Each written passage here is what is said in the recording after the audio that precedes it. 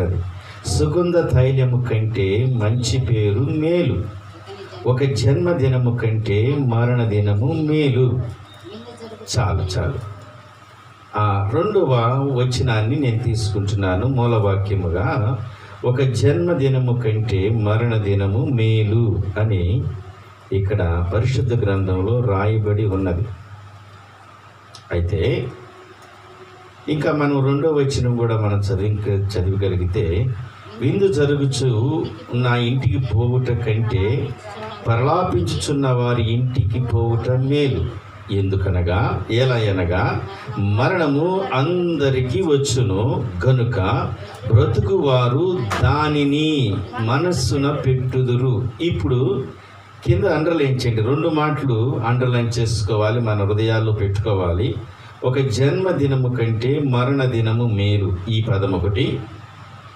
కింద ఇంకో మాట ఉంది, ఏ మాట అంటే ఏలయనగా మరణము అందరికీ వచ్చును గనుక బ్రతుకువారు, ఇక్కడి నుంచి అండర్లైన్ చేయండి, దానిని మనస్సున పెట్టుదురు.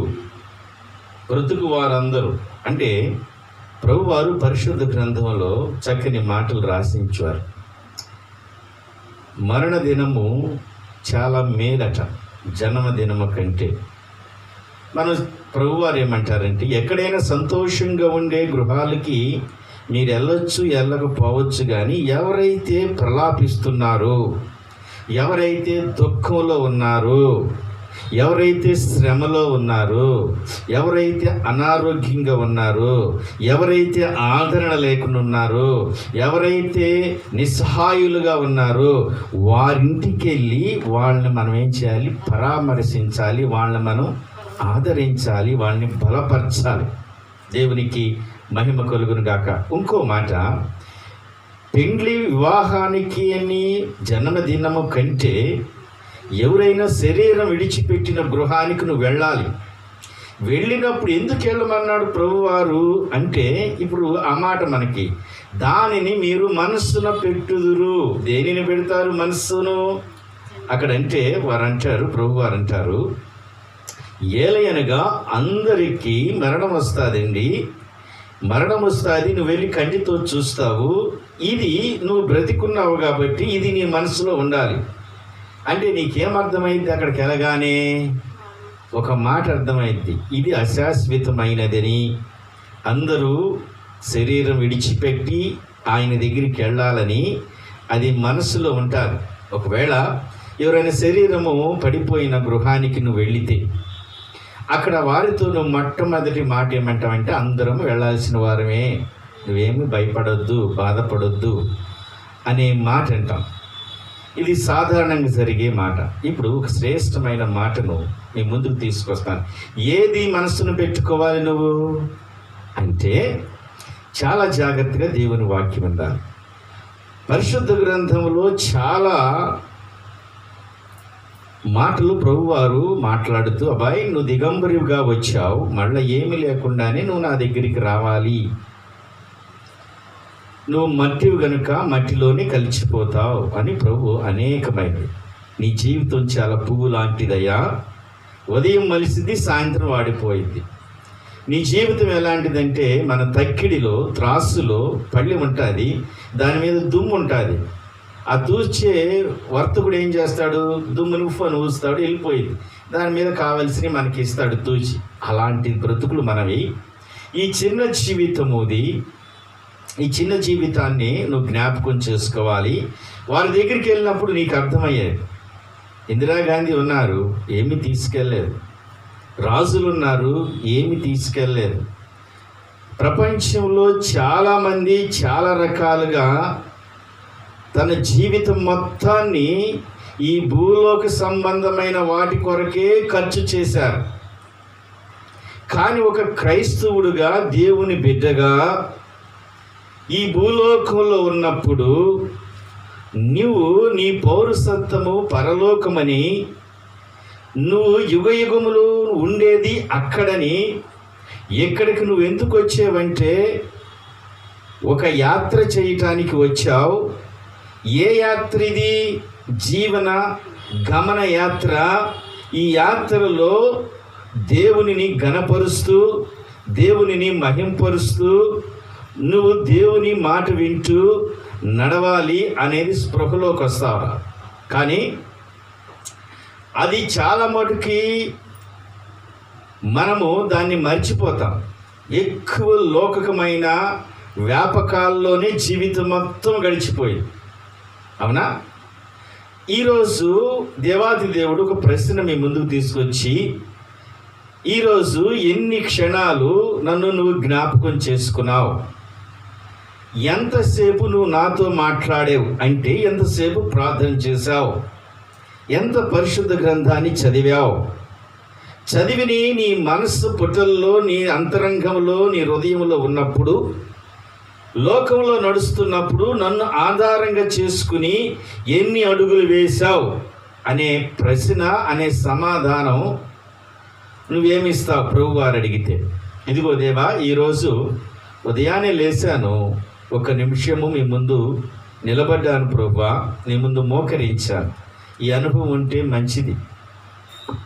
ఈరోజు అసలు ఆయన సముఖం ముందే నువ్వు వెళ్ళకపోతే, సర్వాన్ని సృజించి నిన్ను కాసి కాపాడి నీకు కావలసిన వనరులన్నీ సమకూర్చి నీకు జ్ఞానం ఇచ్చి, నీకు తెలివి ఇచ్చి, నీకు బుద్ధినిచ్చి, నిన్ను నడిపించి, నిన్ను పోషిస్తున్న దేవుని పట్ల కృతజ్ఞత లేనివాడు అవుతావు.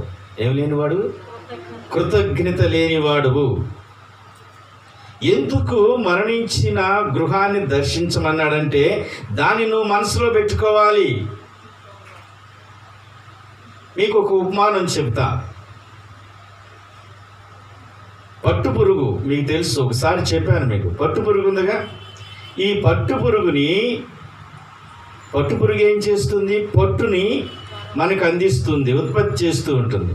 ఈ పట్టుపురుగును తీసుకొచ్చి దాన్ని పెంచే వ్యవసాయదారులు మలబరి ఆకులు వేసి పెంచుతారు. ఏం ఆకులు? ఈ మలబరి ఆకులు వేసి పెంచినప్పుడు ఇది బాగా తినిద్ది. తిన్న తర్వాత దాని నోటిలో నుంచి ఒక రకమైన లావా బయటకు వస్తుంది. దాంతో అది గూడు కొట్టుకునింది. ఎక్కడ? దాని చుట్టూరే గూడు కొట్టుకునింది, బయట కట్టుకోదు. లోన అది ఉండి దాని చుట్టూరు గూడు కొట్టుకునింది. గూడు కొట్టుకుని, ఆహా, ఎంత మంచి గృహాన్ని నేను నిర్మించుకున్నాను, ఈ గృహంలో ఎంత హాయిగా ఉందని దాంట్లో పొన్నుకుని నిద్రిస్తూ ఉంటారు, సుఖపడుతూ ఉంటారు. ఎంత భాగ్యం నాకని. ఆ వ్యవసాయదారుడు వచ్చి పట్టుకాయలను చూసి, బాగా పాకానికి వచ్చాయి, పొట్టు బాగా వస్తుందని ఈ పట్టుకాయలన్నీ తీసుకెళ్ళి మరుగుడు నీళ్ళల్లో వేస్తాడు. అంటే మరిగే నీళ్ళల్లో పోస్తాడు. పోయిగానే అప్పటి వరకు ప్రశాంతంగా ఉన్న ఈ పట్టుపురుగు బయటికి రాలేదు. ఎందుకు? దాని చుట్టూరు ఏం కట్టుకున్నది? గూడు కట్టుకుంది. ఆ నీళ్ళ తాకిడికి లోనే చనిపోయింది. ఏం చనిపోయింది? ఆ వేడి నీళ్ళకి అదే చనిపోయింది. చనిపోయిన తర్వాత వాటినన్నిటి బయటికి తీసుకొచ్చి ఆ మృతదేహాలను, ఆ పట్టును వేరు చేస్తాడు వ్యవసాయదారు. పొట్టంతా ఒకవైపు, లోనున్న పురుగులన్నీ ఒకవైపు, అవన్నీ చనిపోయి ఉంటాయి. కృతజ్ఞతగా కూడా చూడు వాటిని. ఇదన్నీ తీసుకెళ్ళి పందులకు పోసేస్తాడు. ఇదే జరుగుతుంది మన జీవితాల్లో. ఇదే పరిశుద్ధ గ్రంథంలో రాశాడు కూడా. ఇంత వివరణ రాలేదు కానీ ఒక్క పదాన్ని ఉపయోగించాడు, పట్టు పురుగులాగుంటుంది మీ జీవితం అని. అయితే తర్వాత కృతజ్ఞతకు కూడా చూడడు.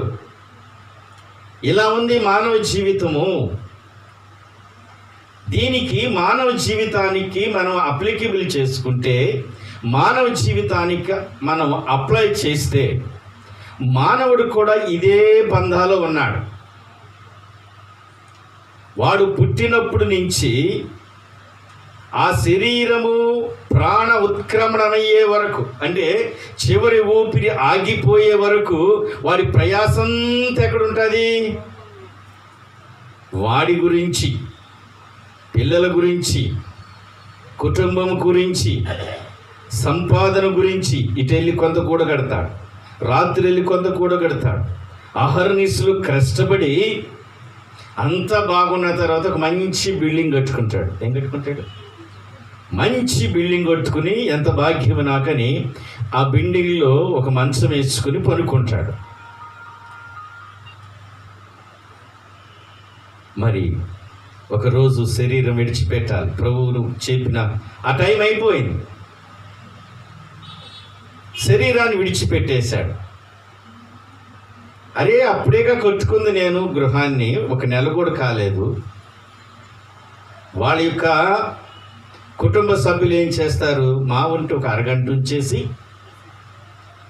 ఏడుస్తూ ఉండి, ఈ లోపల బంధువులు వచ్చేసి ఎందుకు ఆ శవాన్ని ఇక్కడ పెట్టారు, బయట ఒక టెంట్ వేసి బయటపడేయండి అంటారంట. బాబు ఇప్పుడు దాకా దేనికోసం పరిగెట్టాడు, భార్య పిల్లలు ఇటన్నిటి కోసం పరిగెత్తాడు. పరిగెత్తాలి కూడా, అదే వ్యాపకం కాకూడదు. కొంత దేవునికి కూడా సమయం కేటాయించాలి. కుటుంబ కార్య నిర్వహణ కూడా యజమానుడిదే, కానీ దేవుని మర్చిపోయి మొత్తం దాంట్లోనే ఉండిపోయాడు. అది చౌకైన టెంట్ కూడా తీసుకొచ్చేసి కొంతసేపు ఏడుస్తారు. తర్వాత ఈ శరీరం పాడైపోతుందయా, మరి ఏం చేద్దామంటే కొంతమంది ఇంకా ఎందుకులే చనిపోయేవాడికి కింద ఖర్చు, మళ్ళీ ఏసీ పెట్టేందుకు దానికి ఒక 4,000 కట్టాలి, ఎప్పుడు పడేసేవాళ్ళు మన చుట్టుపక్కల బంధువులే తీసుకురండి అని. సరే పెట్టి చేపిద్దామని వెళ్తే మట్టిలోకి వెళ్ళేదేగా, ఎందుకు, అది చౌకైన పెట్టి, ఎందుకు వేస్ట్. అయ్యో ఇంత గౌరవంగా ఉంది, పాప ఇంత కష్టపడ్డాడు, ఇంది చేశాడు, ఒక 2 రోజులు ఇంట్లో ఉంచుకుంటారా? ఉంచనే ఉంచరు. అది మన పరిస్థితి. అది చౌకైన కొత్త వస్త్రాలు తీసుకొస్తారు, కట్టేసి తీసుకెళ్ళి ఎక్కడ పడేస్తారు. ఆఖరికి ఆ శవంలో కూడా కొంతమంది ఎలా పడితే అలా లాగేస్తారు, వెళ్ళేసి పూడ్చి పెడతారు. అయ్యో, ఇప్పుడు మీరు బాగా అర్థం చేసుకోనండి, శరీరంలో ఊపిరిన్నంత వరకు, శరీరంలో బలమున్నంత వరకు, శరీరంలో ఆయుష్ ఉన్నంత వరకు దేవుని కొరకు ఒక్క మాట మాట్లాడింది లేదు, దేవుని కొరకు ఒక్క అడుగు వేసింది లేదు, అంతా అక్కడే. ఇప్పుడు ఎక్కడికి వెళ్తాడు ఆయన? 2 స్థలాలు ఉన్నాయి. ఉంటే పరలోకానికి వెళ్ళాలి, లేకపోతే నరకానికి వెళ్ళాలి. ఈ స్థలాలు బ్రతికున్నప్పుడు ఒక అరగంట మోకరించి ప్రార్థించే సమయం లేదు. ఓపిక శక్తి ఉన్నప్పుడు దేవుని కొరకు అడుగులేసే ఆ ప్రయాస, ఆ ప్రయాణం లేదు. చివరికి ఎక్కడికి వెళ్ళాడు? ప్రభు అంటారు, ఇదబ్బా నీ పరిస్థితి, నువ్వు జ్ఞాపకం చేసుకో అని ప్రభు మాట్లాడుతూ, ఇప్పుడు మనం చదువుకున్న వాక్యానికి మనం వస్తే ప్రభు అంటున్నాడు, ఇది మనసులో పెట్టుకో. ఇదంతా ఎక్కడ ఉంచాలి? మనకి మనసులో పెట్టుకో. ఓపికన్నప్పుడు దేవుని కొరకు పరిగెత్తు. నీ శరీరంలో శక్తి ఉంటే దేవుని కొరకు కష్టపడు. దేవుని పరిచర్యలో నీ చేతులు ఉపయోగించు. దేవుని కొరకు నువ్వు ఖర్చవు. ఓపికంతా అయిపోయిన తర్వాత చివరిలో నేను వస్తానంటే ఊరుకుంటారా? దేవుని వాక్యమిని కూడా కొంతమంది, అయ్యా దేవుని సన్నిధి రండి, ఇప్పుడే కాదులే, సమయం ఉంది, అంత అయిపోయిన తర్వాత వస్తారా? ఓపికన్నంతసేపు లోకం. ప్రభు అని అంటున్నారు, అబ్బాయి ఎందుకు మరణ దినం మేలు అని మనం చూస్తే, మీరు బాగా పట్టుకోండి, పరలోకంలో ఎలా ఉంటుంది, భూలోకంలో నరకంలో ఎలా ఉంటుందో నిర్ధారణ చేసేది ఈ లోకమే.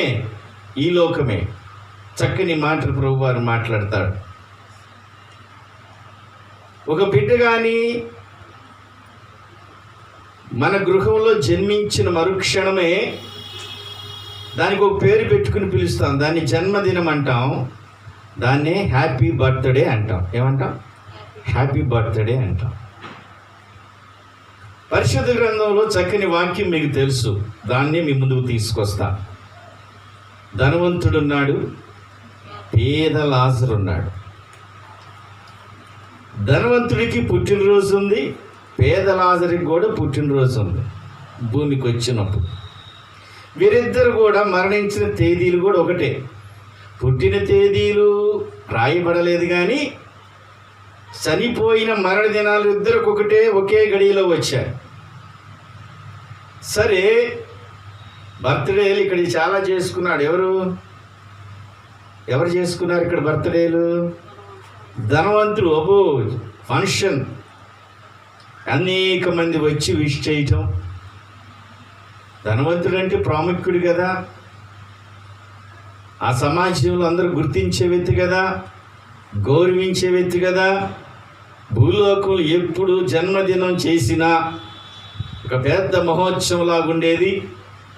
ఆ పరిస్థితి ప్రాంతాల్లో, ఆ ఊరిలో, ఆ పట్టణంలో ఉన్న ప్రాముఖ్యులందరూ వచ్చి ఆయన్ని దర్శించి ఆయనకి గ్రీటింగ్స్ చెప్పి అక్కడ పార్టీలో పాల్గొంటే అందరూ వచ్చి విష్ చేస్తుంటే ధనవంతుణ్ణి ఉప్పొంగిపోయాడు, సంతోషించాడు, ఉల్లాసభరితంగా ఉన్నాడు, చాలా హ్యాపీగా ఉన్నాడు.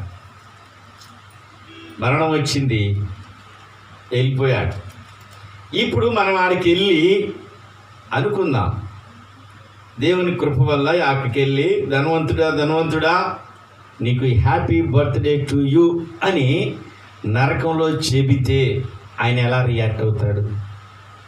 ఆయన అంటాడు, నీకు బుద్ధి ఉందా బుద్ధి లేదా అనే మాట వచ్చిద్దో రాదు, కానీ నువ్వు ఆపయా, ఏందా బుద్ధిహీనితమైన మాట, నోరు ముయ్యి బాబు, నాకు ఇక్కడ కాలి చచ్చిపోతున్నా. ఏం చచ్చిపోతున్నాడు ఆయన?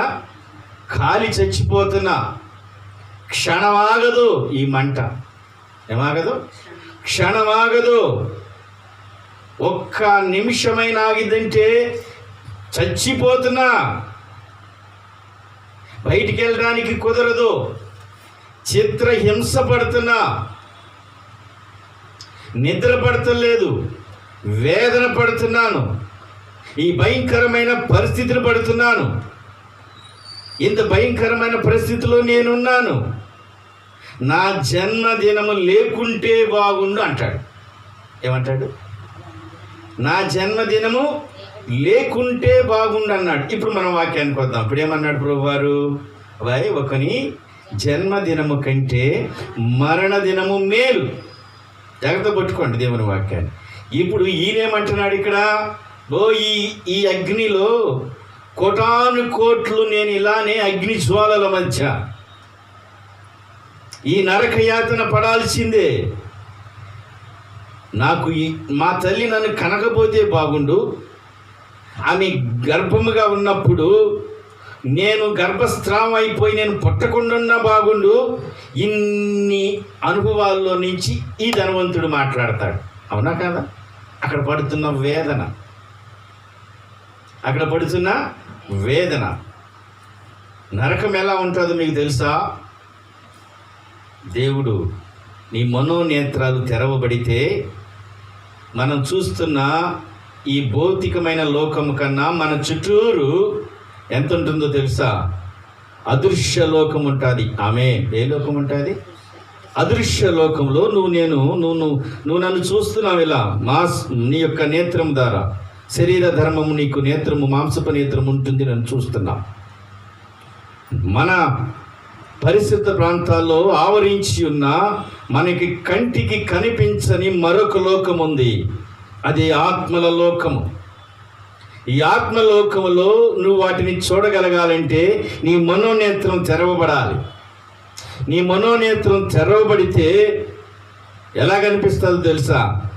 నీ పక్కన దేవదూతలు ప్రయాణం చేస్తూ ఉంటారు. రక్షణ లేకుండా తిరుగుతూ ఉంటారు కొంతమంది, అన్యులు తిరుగుతూ ఉంటారు, నులివెచ్చని జీవితం కలిగి బిడ్డలు తిరుగుతూ ఉంటారు. వారి పక్కన ఎవరు తిరుగుతారో తెలుసా? దురాత్మ శక్తులు తిరుగుతాయి, అంధకార శక్తులు తిరుగుతాయి. నువ్వు దేవుని బిడ్డవైతే, నువ్వు రక్షించబడ్డావైతే, దేవుని సత్రములో నువ్వు ఉండి దేవునికి అనుగుణముగా దేవుని న్యాయపీఠం వద్ద నువ్వు ఆయనను ఘనపరుస్తూ యథార్థంగా నీతిగా బ్రతుకుతుంటే, నువ్వు వెళుతుంటే అదిగో వస్తున్నాడు దేవుని సేవకుడు, దేవుని బిడ్డ వస్తున్నాడు, దాక్కుందాం పద అని పక్కకి వెళ్ళిపోతాం. మీరు చూశారు ఇక్కడ కొన్ని. ఈరోజు మనకి గణేష్ అని వస్తాడు. వాళ్ళ అమ్మగారికి బాగా స్టమక్ పెయిన్, 12:30కి ఫోన్ చేశారు. ప్రార్థన చేస్తుంటే ఆ అదృశ్య లోకంలో నుంచి మనోనేత్రంలో చూడగలిగితే, నమ్ము దేవుని వాక్యాన్ని దీవించబడతావు. ఆ నేత్రం కూడా నీకు ప్రభు ఇస్తాడు. అది ఇస్తేనే నువ్వు జయించగలవు. ఈ పౌలు గారు ఇది అంటారా, మేము శరీరంతో కాదయా మేము పోరాడుచున్నది, ఆత్మలతో పోరాడుచున్నా. చూస్తానికి నువ్వు బాగానే ఉన్నావు, బాగా నడుచుకుంటూ వెళ్తున్నావు, నీకు తెలియదు నీ వెనకాలం. బాయ్ ప్రాబ్లం ఇది, ప్రార్థన చేశాను, పక్కకు తప్పుకున్నాయి, ప్రేయర్ ఆయిల్ చల్లు. ఇందాక ఫోన్ చేశాడు, పాస్టర్ గారు అమ్మకు బాగుందని. ఏది కలిగించింది అది? నీకు ఎలా కనపడింది అది? దేవుని బిడ్డ ఇప్పుడు ఏమంటున్నాడంటే, ఈ ధనవంతుడు అసలు నాకు జన్మదినం లేకుంటే బాగుండని ఎడుతున్నాడు. బైబిల్ ఏం చెబుతుంది? ఒకని జన్మదినము మరణదినమే మేలు. ఈయనకేమో జన్మదినము మేలుగా లేదు. ఎవరికి? ధనవంతుడికి. మరి దరిద్రుడు కూడా ఉన్నాడు ప్రభు. ఈయన ఎలా ఉన్నాడు? నిజంగా మాట్లాడితే ఈయన్ని పలకరించేవాడే లేడు. ఆ ధనికుడు ఇంటి పక్కన ఆ పెంట కుప్పలో కూర్చునేవాడు. ఎందుకు? ఈ ఫంక్షన్ చేసుకునేటప్పుడు అన్నీ తినేసి మిగిలిపోయి ఊడ్చి ఒక డస్ట్బిన్ వేసి అటు బోర్లించినప్పుడు అక్కడ తింటూ ఉండేవాడు. ఎవరైనా పలకరించి హ్యాపీ బర్త్డే టు యూ అని పేదవాడికి ఎవరైనా చెప్తారా? ఎక్కడున్నాడు ఈయన ఇప్పుడు? ఆ ధనికుడు పెరటి గది అవతాలు ఉన్నాడు. ఎక్కడ? పెంట కుప్ప మీద. అంటే ఇవన్నీ ఇసిరేసే దగ్గర శరీరంలో శక్తి లేదు, శరీరం అంతా దుర్వాసన, శరీరంలో అంతా పుళ్ళు, ఆ పుళ్ళల్లో నుంచి చీము, అక్కడున్న పెంట కుప్పలంటే కుక్కలు తిరుగుతాయి, ఆ కుక్కలు వచ్చి అవి నాకుతున్నా కూడా తోలే బలం లేదు. అది ధనికుడిది. ఒడ్డుంటి మరణం వచ్చింది. ధనికుడికి అర్థం కాల. ఆయనకి కాన్షియస్ మైండ్లో ఇంకా భూలోకంలోనే ఉన్నాడు అనుకుంటున్నాడు. ఇప్పుడు దాకా నాకేంది అసలు బలం లేదు, ఇప్పుడు చాలా బలం వచ్చింది ఏంటి అనుకుంటున్నాడు. ఆయన మరణించినట్టు తెలియట్లా. ఏంది ఇలా వచ్చింది బలం? నేనేంది ఇంత సంతోషంగా ఉన్నాను, ఇంత సమాధానంగా ఉన్నాను, ఇంతమంది వచ్చి నన్ను తీసుకెళ్తున్నారేంది అని అక్కడికి వెళ్ళాడు. ఇప్పుడు పేదవాడి యొక్క మరణము ఏమైంది? సంతోషమైంది. దేవునికి మహిమ కలుగును గాక. ఇందాక ధనికుడి యొక్క మరణం ఏమైంది? దుఃఖమైంది. ఆయన జన్మమే దుఃఖం అనుకున్నాడు. ఇప్పుడు ఈ పేద లాజరు, ఆయన పేరు కూడా రాశాడు. ప్రభువారు అనేకమైన వర్తమానాలు, అనేకమైన ఉపమానాలు చెప్పాడు. ప్రతి ఉపమానంలో పేర్లు చెప్పాలయన. 10 మంది కన్నికలు అన్నాడు, యజమానుడు అన్నాడు, పెద్ద కుమారుడు అన్నాడు, ఇలా చెప్పుకుంటూ వచ్చాడు. కానీ ఎక్కడికొచ్చేదానికి పేరు స్పెసిఫిక్గా ప్రభువారు మెన్షన్ చేశాడు. అంటే ఇది యథార్థమైనది. దేవునికి మహిమ కలుగునుగాక. ఇప్పుడు పేదవాడు అంటున్నాడు, నా జన్మదినమే మేలు. అసలు నాకు జన్మ అనేది లేకపోతే నేను ఇప్పుడు పరలోకానికి వెళ్ళేవాడిని కాదు. భూలోకంలో 30 సంవత్సరాలు 40 సంవత్సరాలు బాధపడ్డాను, అనేక వేదన పడ్డాను, అవమానపడ్డాను, దుఃఖించాను, ఏడ్చాను, ఎండకి ఎండాను, వానకు తడిచాను. నన్ను ఆదుకునేవాడు ఒక్కడు లేడు, ఆహారం లేదు. అని ఏడుస్తూ ఏడుస్తూ భూలోకంలో ఉన్నప్పుడు నా జన్మదినం ఎందుకులే అని ఏడ్చుంటాడు. ఇప్పుడు పరలోకంకి వెళ్తే ప్రభువా నాకు ఆ జన్మదినం ఉంది కాబట్టి నేను నీ దగ్గరికి వచ్చాను అంటాడు. బాగా పెట్టుకోండి దేవుని వాక్యాన్ని. ధనికుడేమో అసలు నాకు జన్మదినం లేకుండా ఉంటే నేను ఈ నరకానికి వచ్చేవాడిని కాదు, కానీ ఆయన ఏడుతున్నాడు. దేవునికి మహిమ కలుగును గాక. ఆడికి వెళ్ళిన తర్వాత ఇప్పుడు లాజరు ఏమనుకుంటాడు, వాళ్ళ అమ్మగారిని, అమ్మా నువ్వు నాకు ఈ జన్మిచ్చేవు కాబట్టి, ఈ జన్మిస్తేనే నేను పరలోకంకి వచ్చాను, లేకపోతే అసలు జన్మ అనేది లేకపోతే నేను ఇక్కడికి వచ్చేవాడిని కాదు కదా. అంటే భూలోకంలో ఇక్కడ ఏం చేశాడు ఈ పేద లాజరు? దేవదూతలు వచ్చి లాజరుతో మాట్లాడుతుంటున్నాయి, బాయ్ నిజమే, కానీ ఈ పెంట కుప్పల మీద నువ్వు ఒక్క మంచి పని చేసావు. ఏ మంచి పని అంటే నువ్వు సమాధాన పడ్డావు దేవునితో. దేవునికి మహిమ కలుగునుగాక. ఒక మాట, ఈ పెంట కుప్ప అంటే ఈ లోకమే, అన్నీ ఉంటాయి ఇక్కడ. అయితే నువ్వు దేవునితో సమాధాన పడ్డావు. మరి నువ్వు దేవునితో సమాధాన పడితే నీ జన్మదినము మరణదినము మేలుగా ఉంటాయి. ఇక్కడేమో ధనికుడేమో నరకంలోకి వెళ్ళిపోయి మరణాన్ని జరిగిన తర్వాత ఏడుస్తున్నాడు. అయ్యో ఒక్క నిమిషం అన్న అగ్నిజ్వాల ఆగిద్యామో అనుకుంటున్నాను. ఇది ప్రభువారు ఒకసారి అసలు నరకం ఎలా ఉంటుంది ప్రభువా, ఎలా ఉంటుందంటే ఒక చిన్న మాట చెప్తాను.